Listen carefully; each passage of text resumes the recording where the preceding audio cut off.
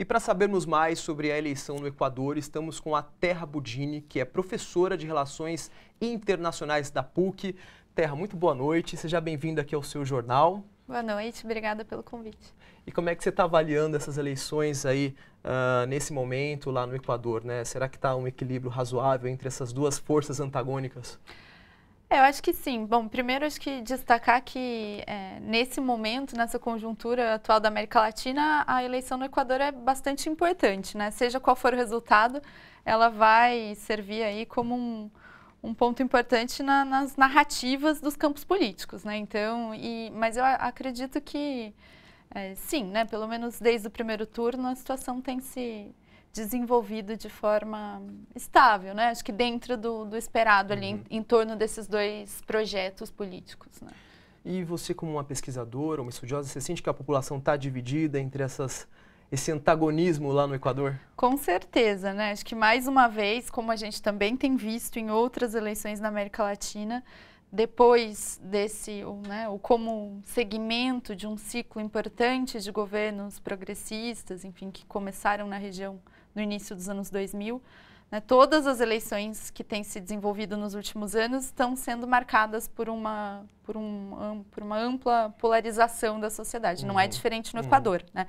Então a gente tem a candidatura que está na frente nas pesquisas, né, do ex-vice-presidente Lenin Moreno, que representa, né, o segmento do projeto, né, do governo Correa, e um banqueiro, né, Guilherme Lasso, que já foi ministro da Economia numa época de grande crise econômica, né, então foi um dos responsáveis na época pela implementação de projetos de forte caráter neoliberal no Equador, sendo o outro lado, né?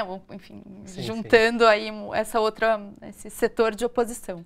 Então, claro, super dividido, mas também acho que só para destacar, também acho que tem uma parcela importante, né? Não é majoritária, mas tem uma parcela de movimentos sociais, indígenas, alguns sindicatos, que tem até uma posição crítica, né, com relação ao governo Correa, mas não se aliam propriamente com a direita, né? Então acho que tem é minoritário, no momento de polarização é difícil essa posição se manter, né? A tendência é que elas sejam puxadas para os dois blocos, mas existe, acho que, minoritariamente. Certo.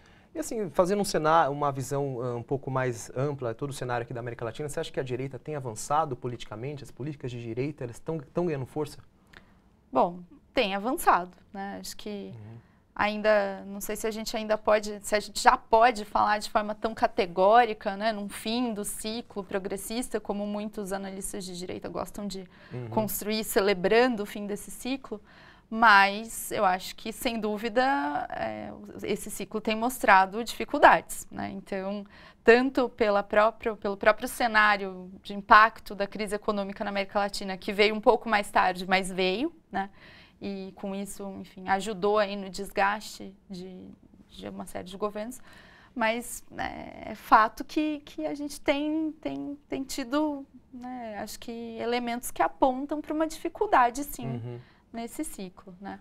Seja pela via eleitoral regular, como foi na Argentina, seja por meio de golpes, como foi no Brasil, né? Certo. Então é impossível não olhar para o Equador dentro desse contexto, disputa, né?